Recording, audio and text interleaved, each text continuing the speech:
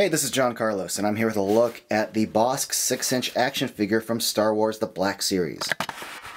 Here's a closer look at the back of the packaging, just so you can read what it says there and see the artwork of BOSSK and Forlon there.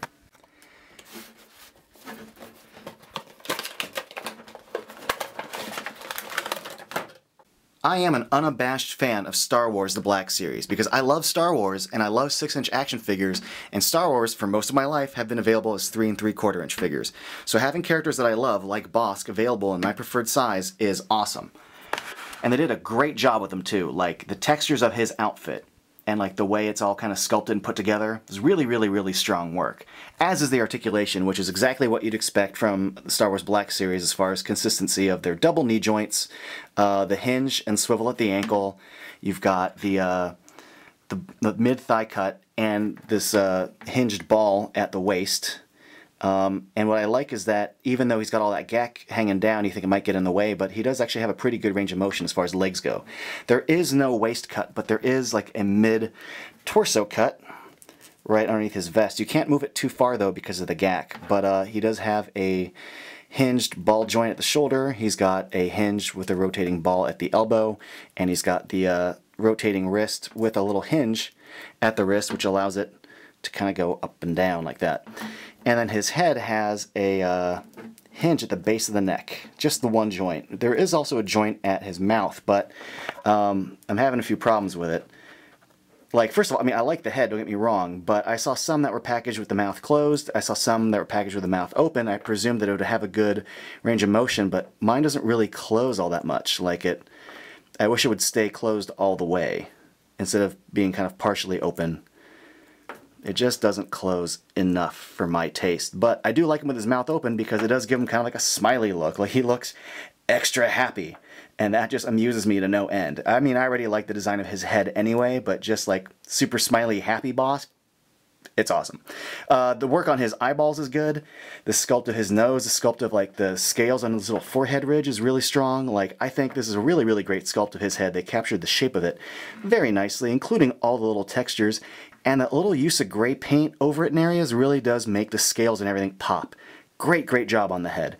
Hasbro's done a great job sculpting the rest of the figure as well. There's a lot to BOSSK as a design. I think they did a great job with like the ribbing of his vest and like all the little gack kind of hanging around, the sculpting of like the tube coming down the back and all the stuff hanging around his pants. Also the fabric, the way it wrinkles everywhere, especially like underneath the vest there, the way it wrinkles at the sleeve, the scales of his arm, and again the use of the gray paint to kind of help those scales pop out. Really strong work. Same thing with his feet. His toenails are really clean. The little sections at the bottom of his pants right here, like, I think they did a great job with the silver paint. The paint on this is really good, and the little claws in the back there. But the little details, you know, like the logos on the side of his sleeves, the black on the edges here, like the silver paint on the chest, really strong. Same thing with the use of red. It's all pretty good. One thing that I noticed when I was hunting for this in stores, I saw about 6 or 7 of these. There's like a lighter yellow right underneath this tube, and there's 2 problems I always saw. One, the light yellow was scraped away and you saw the white underneath, or it was heavily painted over with a darker yellow. So I opted for that of the 2 problems I saw. Also, this little black nubbin here, none of them I saw were perfectly painted black. Like you can see there's a bunch of elements where it's not properly painted, but that's just being really nitpicky. The paint on this is really solid. I mean, even look at these little silver little rivets right there on his belt buckle. Really strong work. I'm really happy with this figure. Now he also comes with one accessory. He comes with his blaster. And one of the things I like about this blaster is that the rope kind of hinges. Like, it's not too tight there. Like, that strap really does pivot well, which is useful when you want to attach the blaster to him, because obviously you can put it in his hand, but when he appears in Empire, it's slung over his shoulder and it's facing forward, so you can hinge it up and kind of lock it in with his arm there, and it looks just like how it does in the movie. And we can also put it in his hand. Like so. Well, actually, let's see if we can get his finger to get in there. That's what she said. There we go.